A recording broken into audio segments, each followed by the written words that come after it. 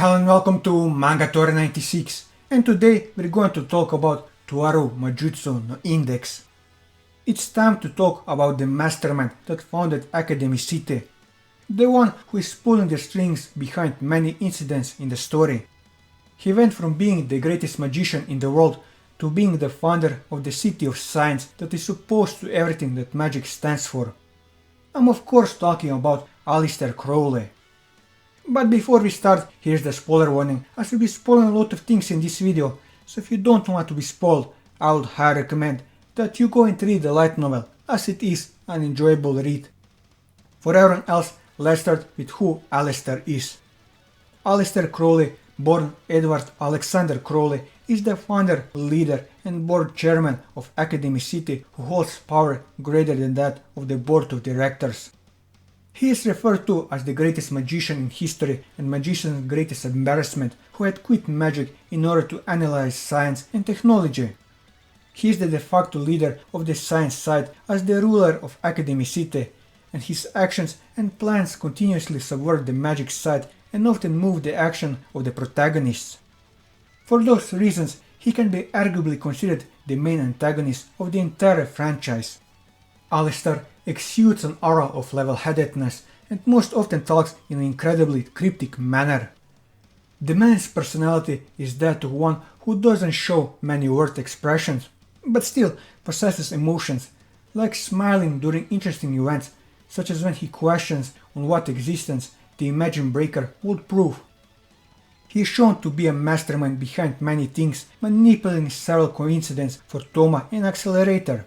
Key cores in his plans to fall into like allowing Toma to be used by Style Magnus or Accelerator forcibly being inputted with the numerical settings of the AIM diffusion fields.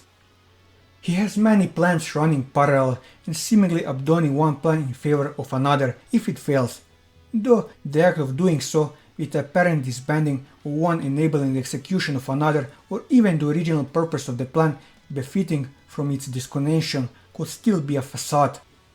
According to Musujimi Awaki, his plans are probably beyond what anyone can think of, and to his eyes even the planet might only be a resource for use and discarding. However, Iwa says that he is not a perfect human and that the plans that he has won are falling apart in the seams, such as the continued existence of Hamazura. He has also shown anger and hesitation as with what happened to Levine, having a few strands of her hair cut off after taunting Aleister of the unraveling of his plans. He has conflicted desires in his heart, making him a valid target for World Rejector. According to Kihara, Aleister has a habit of trying to sound rational and he is handling everything through emotions. In the past, despite having been a cold-hearted pragmatist, rejecting human emotions as impure and cursing the imperfections of mankind, he had gone on passionate rampages, married a woman, and had a daughter, and kept a journal. On the day his daughter died, he apparently left a tear stain in his journal, and when given the opportunity to become a magic god, rejected it and chose to remain as a human in the same realm as his family. Aleister bears a throughout hatred for gods, having come to look down on the god who created the world so easily fooled and unable to punish liars at a young age. He wishes to find the rules and the answers that God could not and make the world a better place is what started him down his path and likely influenced his later work. The magic god involvements in his daughter's death only added to his hatred. Due to the many setbacks in his life, Aleister is quite aware that things often won't work out the way he wants, and as such set up his plans to that everything would converge on a single path no matter what crisis befall him. Despite setting up his plans to be a perfect one, he doesn't wholeheartedly wish for it to be so and has cursed it at least once, thinking it to be a little different from what the magic god does. As for his abilities, he is referred to as the greatest magician in history, though little was initially shown to back up this claim, with him always being shown to having others or technology do important tasks. He is said to have been known for his ability to spiritually knock people to the ground through the use of imitative magic without preparation. However, it has been hinted that Aleister is immune to teleport attacks through either the use of magic or technology. Furthermore, through the use of technology, he has the apparent ability to sever solid objects through how much an extent is unknown, though it can be assumed that he can easily sever a man's head if he wanted to. When talking to the other magic gods, or bizarre magicians as he refers to them, he says that he let the world's strength handle Otinos, implying that he can handle Otinos on his own. His magic is such that he has enough confidence to attack the magic god of the realm, and with the magic god's parameters at hand, he was capable of swapping out the spell they used to the entire world with one which weakened them without them realizing until it had been embedded. His willpower, channeled through Kihara no Kan's anti-art attachment, has been shown to take a strange form which is capable of killing a magic god. Aleister's statements indicate that he has possessed a method of separating one's memories from their personality, at least since his time with the Golden Dawn. He also possesses a way of calling in the unheard of, using combination of existing methods, having experimented in summoning a great demon never before seen and not mentioned it in any holy text during his time in Egypt, and said to learn this method to break through the common view of the world with something which could be found anywhere. Aleister has experience and knowledge partaking of yoga and mountain climbing, two of the various methods he has used to measure his limits. Likely through years of research and discipline, Aleister has achieved a high form of existence, allowing him to exist in two places at a time, and is referred to as a being in a different dimension. In this state, his body can be injured, where he cannot be killed as simply as a normal person. After Tsuchimikado had shot him multiple times, he bled and collapsed like a normal person, but Karasuma Fran sensed a kind of invisible miasma escaping the supposedly lifeless and unmoving corpse with murderous intent, and could tell with certainty that he could reboot himself at any time. Aleister had the potential and opportunity to become a magic god, where he rejected becoming one and chose to remain human instead, taking measures to make sure that he would not become a magic god. It is later revealed that he has brought forth many possible versions of himself and sealed them all within his body. During various times, Aleister has emerged, such as the time with Fiyama, and momentarily branched off an alternate version of himself, appeared and disappeared in an instant, in a manner which Aleister compared to the concept of faxing. Following his battle with Toma and the subsequent attack by Koronzon, the many possible versions of Aleister were released into the world. He said that this was bound to happen from the moment he left his life support device to deal with the problems resulting from the actions of Kihara and Karasuma Fran, and that even if Toma and Koronzon had not appeared, he would have reached out almost endlessly, creating every version of himself born from the various ifs. According to Tree Diagram and the Reading Thought 78, the number of options available to Aleister and the numbers of branches they would lead to are 1,083,092,867. Though Aleister mentioned that once he brought multiple versions of himself into the world, it became apparently they would only clash and not be expected to work together if not contained, after being released from being sealed with his single body.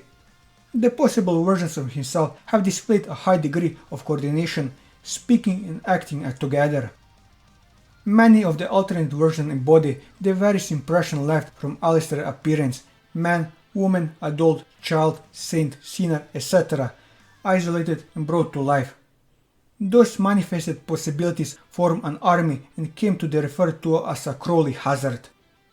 After being mortally wounded in the final battle with Koronzon aboard the Queen Britannia, and with the demise of the Crowley hazard, Aleister expected to die for real, where, due to an unexpected combination of the curse of failure he brought upon himself, the influence of sparks coming back from Koronzon, and the fact that the contract from the 99 summoning was not actually annulled, Aleister ended up inhabiting and in control of the physical body which Koronzon had made for herself, with the demon itself left impotent as a face of the back of her hair. While this enabled Aleister to survive and granted him certain knowledge from the abyss, it also took him outside the category of humanity which he had previously worked hard to avoid. The Crowley hazards are a manifestation what-if possibilities of Aleister Crowley, which he had previously brought forth and subsequently bound to his body. Following the events of December 11th, those alternate Crowleys were released into the world and became a disaster bearing his name. Some of those parallel Crowleys have relatively normal human appearance, but many of the others have inhuman and monstrous forms, where none of them can be said to be truly normal possibilities. They are Aleister Crowley after all. As well as possessing various appearances, the Crowley hazard also possesses varying abilities. Some of them have mastered magic like the Prime Aleister, while others have given up on it altogether. Although they have been brought forth through abnormal means and branched out from many what-if possibilities, their existence will not be negated by the imagined breaker. The Prime Aleister is capable of guiding the bizarre Crowleys to a certain extent, though unable to fully control them, and has no compunction about killing them and using them to take the recall from magic. Their deaths act as a blood sacrifice and have the effect of defraging and optimizing the Prime Aleister, bringing more power to the surface. As for his relationship with his family, Aleister's parents, who were Christian and held influential positions in the town he lived in, considered the young Aleister stupid for his lack of belief, refusing to listen or understand him. Rather than protecting or caring for the boy as a parent should, they were more focused on ensuring that he acted proper, sending him to a strict boarding school in the belief that it will place in him the strict spirit and understanding of God's teachings they desired. Aleister had considerably contempt and scorn for his parents, who he saw, like many of the other people in his childhood, as proclaiming themselves believers and righteous, yet acting foolishly and disgracefully. As for his relationship with Lilith Crowley, Lilith isn't keen on her overly long full name and did attack Aleister for appearing in the body of a young girl when they reunited, but she does care for her father, reaching out to the hesitant Aleister when her strength ran out. Aleister loved his first daughter and favored her over his other children, giving her a long, meaningful name that he read from the stars. It was Lilith's foretold early death that led him to destroy the Golden Dawn and seek the destruction of magic, as well as his hatred of the world after it came to pass. His miraculous reunion with his daughter reignited something within him which had been frozen for ages. At some times when Lilith reached out with her small hand to Aleister, he has shown hesitation in reaching out with his own, perhaps not wanting to or feeling he didn't have the right to take her hand. As for his relationship with Lola Zaza Crowley, while Aleister didn't fear Lola as much as he did Lilith and was estranged from her after taking his anger out on Rose after Lilith's death, he still cares for her as a father. On learning how Coronzon supposedly possessed her and hearing how her possessed last words as he was being taken over were crying out to her father to help her, he made the demon's complete eradication and his daughter's rescue his top priority. With this, I covered everything that I wanted to cover on Aleister. And that'll be all for this video. If you like this video, leave a like, leave your thoughts in the comments below, or subscribe to the channel for more manga reviews and One Piece content. And until next time, take care.